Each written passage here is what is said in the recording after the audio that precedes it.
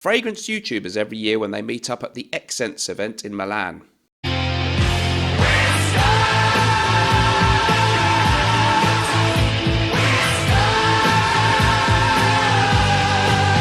The scene every time two Fragcom alpha males clash on a live stream. Отпусти, я сказал. Я съем его сейчас, отпусти. Садись. And this is me when I'm at the self-checkout machine in the supermarket and it asks me if I'd like to donate an extra £1 to charity. What a stupid question that is. What a stupid question. Okay, folks, welcome back to the show. Today, I'm going to do something a bit different. I'm going to review, kind of a review of an early impressions on 1 million Elixir. Why? Because I'm thinking, you know what, why don't I do some reviews on fragrances I don't normally like, styles that are not me? Negative reviews can be fun, but let's give this fragrance a fair chance. Before we do that, please go over to myfragrancesamples.com if you are in the USA or Canada or Puerto Rico. That is my recommended place to get your fragrance samples there. Amazing range of designer and niche fragrances. Also, one huge bit of news. Ending in just a few days is our special offer sale on Gravitas Porom and Chypre Fulminare, our incredible new release from Naughton and Wilson, which has had amazing reviews. We are ending it in just a few days. Go there now. If you get it now, you can buy for this amazing price, $150. You get both Gravitas and Chypre Fulminare. If you're in the UK, that's £120 shipped. Stunning. And we've almost sold out in the USA. And then it will be a little bit of a wait before we get some over. This man's got to go in a rowing boat and row them over there. So don't miss out. You don't have long. Go there, nortonandwilson.com. Okay, let's talk about it then. 1 million Elixir.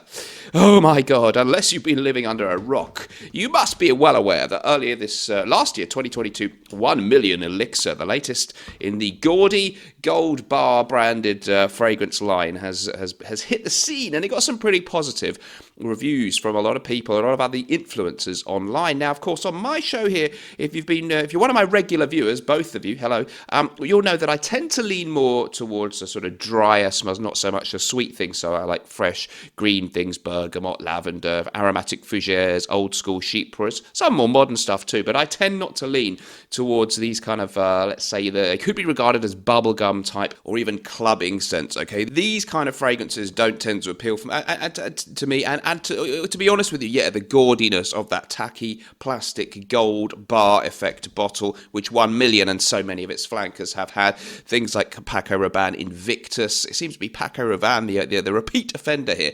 I don't like it. I've got to be completely honest with you. It's gaudy, it's tacky. The original 1 million, it's just, it's off-putting. And the smell, it wasn't my cup of tea.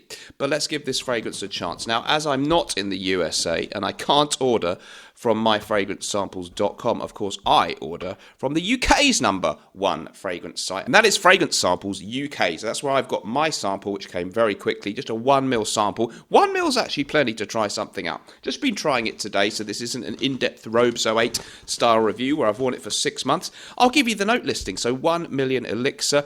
Your top notes are apple and Davana. The mid notes are damask rose, my favourite kind of rose. Bulgarian rose, forget it, damask rose, now you're talking. Or osmanthus and cedar. And your base notes are vanilla and tonka bean.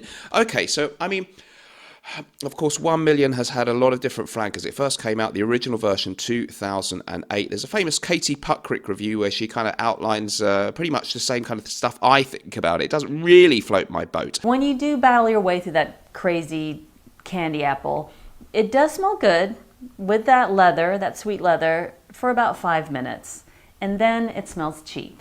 The gaudy gold bar flacon design gives you a good indication of the rather tacky and unappealing fragrance that lies therein. However, a lot of people have favoured it for many years. Very, very popular fragrance. There were things like 1 million Cologne, 1 million Lucky. Was there a 1 million Intense? I don't even know. There's lots of different versions of this thing. So the latest iteration, as they say, is the 1 million Elixir. My hopes were not high, but I've got some on here. I'm going to give you my feedback on this one. Okay. So, this has a very synthetic smell to me. It doesn't smell very natural. Of course, all major designer fragrances have plenty of synthetic notes. Probably the majority of what's in there is synthetic with some naturals. But some of them smell more natural than others. So this one, to me, the impression is of a very synthetic smell, and also a smell where not many notes jump out to me. Apparently there's an apple accord. People are saying in comments on Fragrantica, oh, I love the smell of apple. It's hard to pick that note out specifically. I guess there is a certain fruitiness, and if you think apple and close your eyes, then you'll get it. But no way in hell, if I wasn't thinking of apple, would I pick out apple. And I think people who are saying otherwise in their reviews might be telling a few porky pies. Damask rose?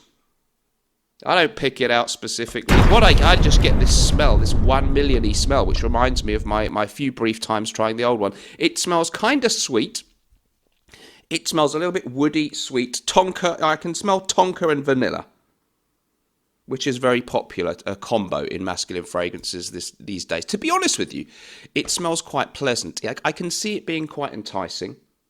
It's sort of warming, it's approachable, it's affable, it's cuddly. I think if you're a woman and if you wore this on a date, I think it's an approachable, cuddly, kind of sexy fragrance. It doesn't float my boat because it doesn't have complexity to my nose, and it doesn't have any air of sophistication, and it sort of smells like a lot of other things out there. I was actually going to say, weirdly, it reminded me of Viva la Juicy Couture for women. But now when I smell that, that's actually much more floral and girly smelling. But it is also another very sweet one.